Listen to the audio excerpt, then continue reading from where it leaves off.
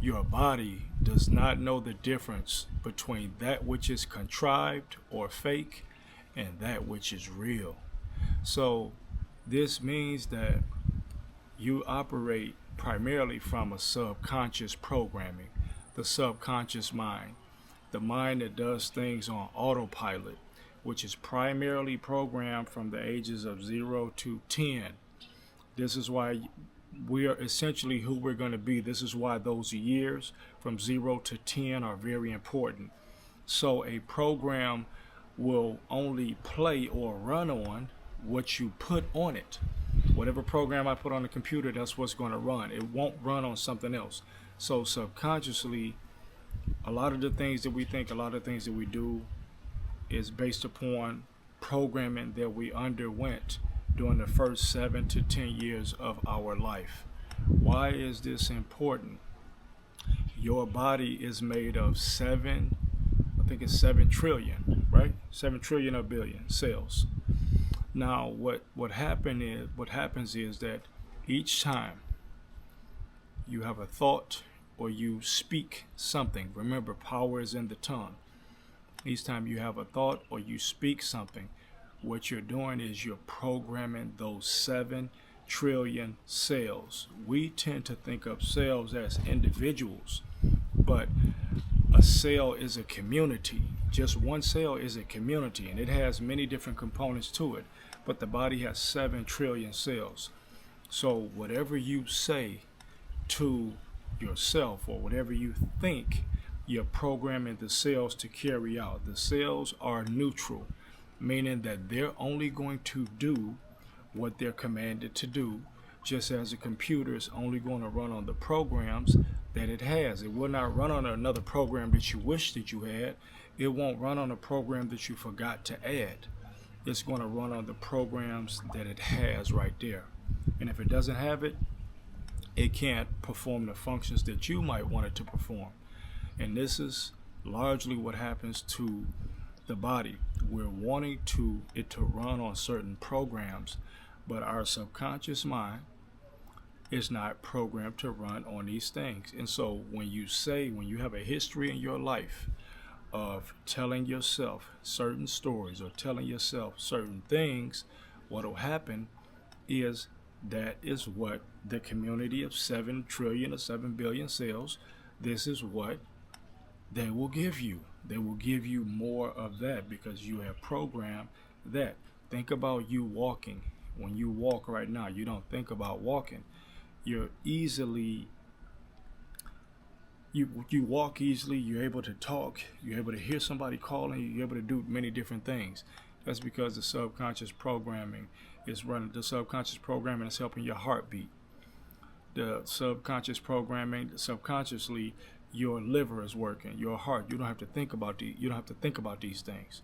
And so with the programming, you're going to get the good, which is your heart's beating, right? Your liver's working, your brain is working. You're going to have all these things work naturally. You don't have to think about it. But there's the other side. This the negative side is whatever you've told yourself before, whatever you continually tell yourself each and every day. You don't have to speak it out loud, but when you speak it out loud, that makes it even more powerful. It's what the trillions of cells are going to respond to, and they're going to produce more of that. So if you are afraid of something, if you have told yourself you're not good enough for something, this is what it's going to give you. You're not going to be good enough. And we call this negative self-talk. Now, I'll give you a prime example. I'll use myself as an example. I was living on poverty conscious mode. We call this poverty conscious mode, where when you grow up, your parents tell you things and, oh, we can't afford that. It's always, we can't afford it. Things might be tough. So they'll say, we can't afford this. And you like, man, we can't. Okay. And so you grow up with that thing on your brain of money and not being able to afford. So you start to think that you grew up with the poverty conscious mentality, not because our parents are negative. They're just doing the best they can. They felt, hey, we can't afford that or whatever the case is. And so you'll have that within your system. You'll have that within your body. Well, I told myself many years that first class was expensive. Business class flights were expensive. And so for so long, I never even attempted to, I would look at the price at $1,000, $1,500. That's a lot of money. And whatever I told my 7 trillion sales, that is what it was. It was a lot of money for me. And so one day I saw a guy, and the guy was speaking. He said, listen, I pay for first class, I pay for business class tickets because it's about my comfort. It's about how I feel. What more, you spend money on everything else, but what about my comfort? What about the experience? Why wouldn't I do that? And I said, you know what, that makes sense. What's more important in the world than me? A material trapping is not important. That's not important.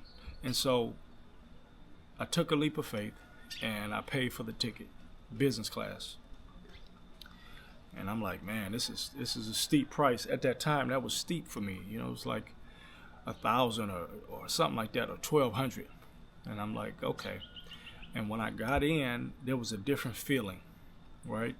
And you started to talk to the people around you, and you noticed that you were meeting different people that were in business. You were meeting different people that were so-called celebrities. Not that that even matters to me, but people from all walks of life that were economically or financially successful, right? And they made for great conversations. And so from that day to this one, I have been flying business class. And I say all that is because I told myself a story that I couldn't afford it. I told myself that this was too much money. I told myself that I would never ride first class. And the communication that I gave to my sales led me to basically live out what it was that I was communicating to myself. So I had to run on that programming. So I needed to reprogram myself to essentially say, this is not your reality. You need to learn to live this way. And so what happened is, as I told myself the new story, I gave myself a new story to live on. And by giving myself a new story to live on, my mind found a way to always fly business class. Always.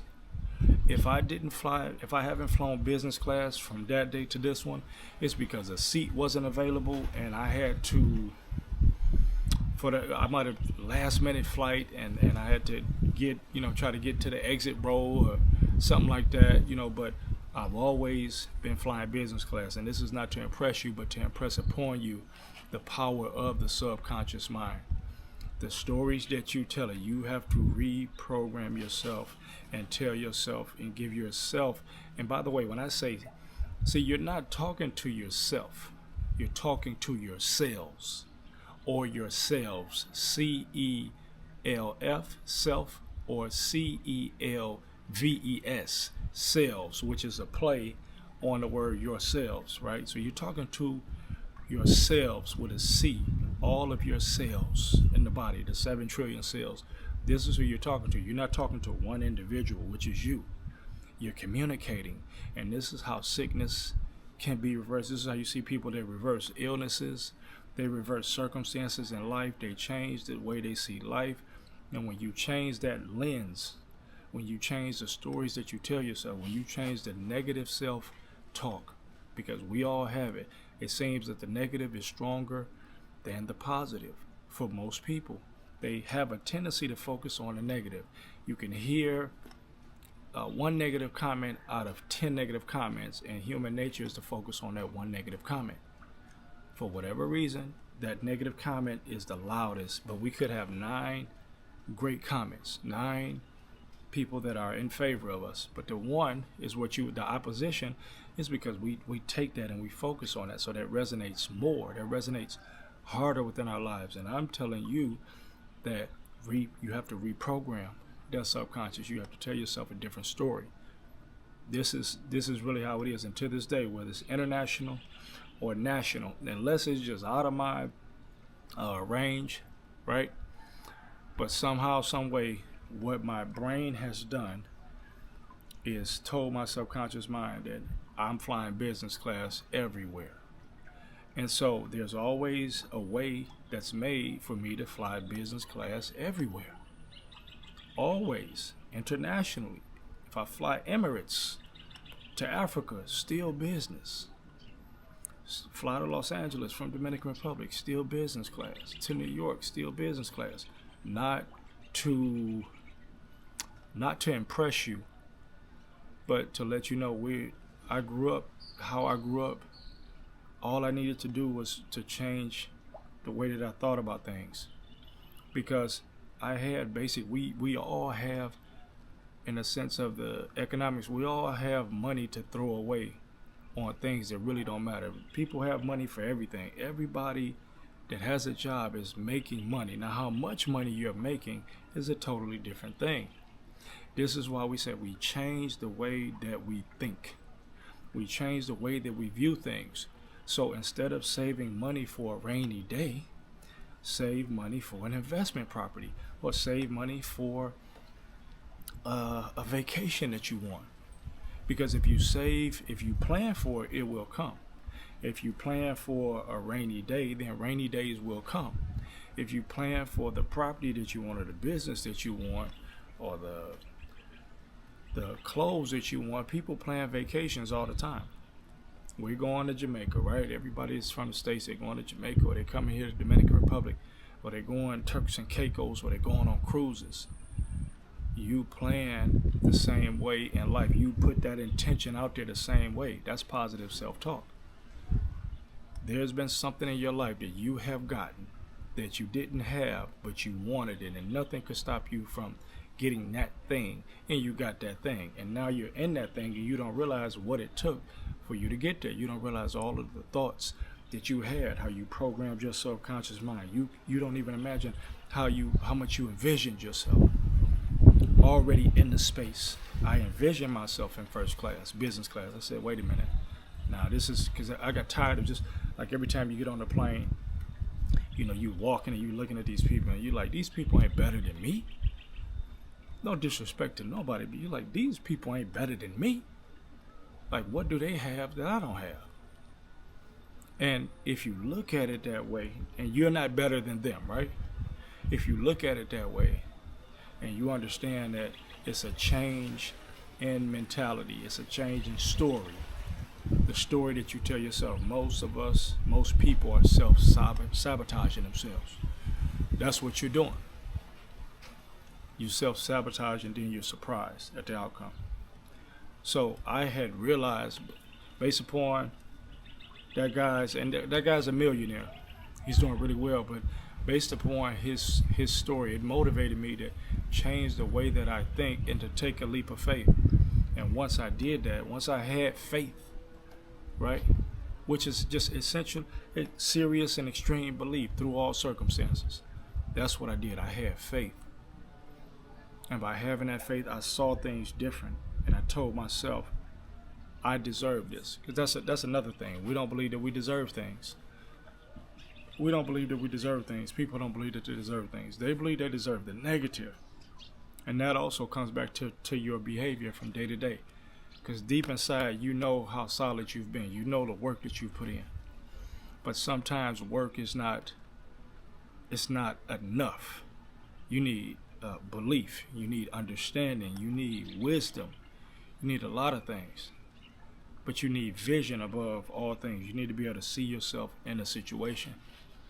And so the self-sabotaging negative talk, you got to stop that now. Everybody, the world may speak against you, but you can't be one of the people that's included in that package. You got to be the one to speak for yourself, in favor of yourself, because you're the one that's with yourself 24/7, all the time. So, man, when I got in that first class, that business class, I said, wow, this is really nice. The different treatment, and you start to internalize all that, and those cells start to feel good. You feel good about being there. You said, man, I gotta have that again. I enjoy that. I feel good. And so you want to do more things that allow you to feel good. That's what you want. You want things to help you feel good. And that's going to recreate more things to bring in more good feelings, because when you're on that bad vibration, things start happening. You come out of bed and you hit your toe, oh, ah, and now you're upset, and then this happened, and then you just start to, it's a chain of things. It's a frequency. It's a frequency. And so I had to get on a new frequency. And that started with me telling myself that I was worthy. That started with me with putting the focus on saying, look, I'm already spending money. Okay, look, this one trip might cost more than those three things, but those three things really don't even bring me nothing. It's a night out on the town, or it's a hotel, it's whatever. But those things don't even bring me. So this one trip allowed me to meet this guy right here who's a celebrity, who's a singer, invite me to concerts. Just all kinds of things. But it was my negative self-talk. The subconscious does not know the difference between what is real and what is fake. So it's going to give you what you put in it. So maybe it may not be in the physical right now, but the subconscious does not know. And how do I know that the brain works this way? A man can get an erection from looking at a woman. He can be so attracted to a woman. A woman can become aroused down there by looking at a man, by being around a man. Now, he didn't touch her and she didn't touch him, but the erection is a physical outcome of his brain, of the stimulation. The change in temperature, the change in hydration down there for a woman is an indication that the mind does control the body. I didn't touch her, she didn't touch me, but we are both aroused. This is your indication that this right here is the control center of this right here. Whatever the brain commands, the body will do.